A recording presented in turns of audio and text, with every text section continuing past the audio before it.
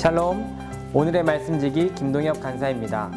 오늘도 말씀을 묵상함으로 삶 가운데 풍성한 하나님의 은혜가 넘치시기를 축복합니다.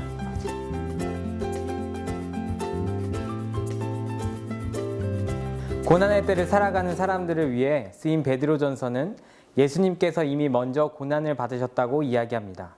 고난받을 이유도 고통받을 이유도 없으신 예수님께서 기꺼이 고난을 받으셨던 것처럼 예수님을 믿고 있는 우리 또한 고난의 때에 같은 마음으로 갑옷을 삼으라고 오늘 본문은 이야기합니다.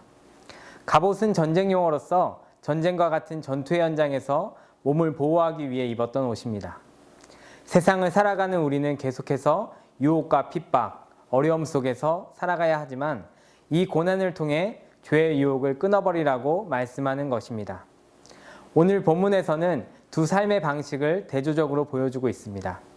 하나님의 뜻과 사람의 정욕을 따르는 것이 정확하게 반대 개념으로 구분되어 있는데요.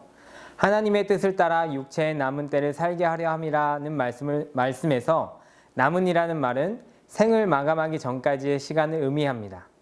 즉 하나님의 심판대 앞에 서기 전까지의 시간을 가리킵니다.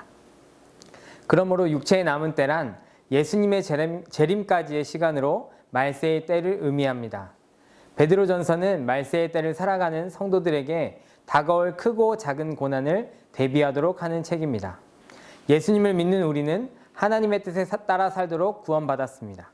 결국 하나님의 뜻에 따라 육체의 남은 때를 살게 하려 함이라는 말은 그리스도와 더불어 고난을 받는 자로서 육체의 남은 시간을 하나님의 뜻에 따라 살아가야 한다는 말입니다. 3절에서는 우리가 이전에 살았던 세상적인 모습인 음란, 정욕, 술취함, 방탕, 향락, 무법한 우상숭배의 모습을 나타내고 있습니다. 그러나 예수님께서 십자가에서 죽으심으로 그리고 부활하심으로 우리가 더 이상 죄 가운데 살지 않도록 해주셨습니다.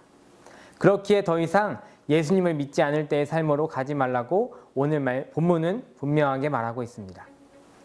세상을 살아가며 사람들과의 관계 속에서 그리스도인이라는 이유로 때로는 핍박과 비방을 당할 수도 있습니다. 또한 그들과 같은 삶을 살지 않는다고 해서 조롱을 받을 때도 있습니다. 그러나 그 가운데 예수님이 이유 없이 핍박과 고난을 당하셨음을 기억하며 또한 예수님께서 더 이상 우리를 죄 가운데 살게 하시지 않는다는 사실을 기억하시길 바랍니다. 오늘도 세상 가운데 살아가며 예수님이라는 갑옷을 입고 죄인된 삶의 모습이 아닌 말씀으로 승리하시는 여러분이 되시길 소망합니다.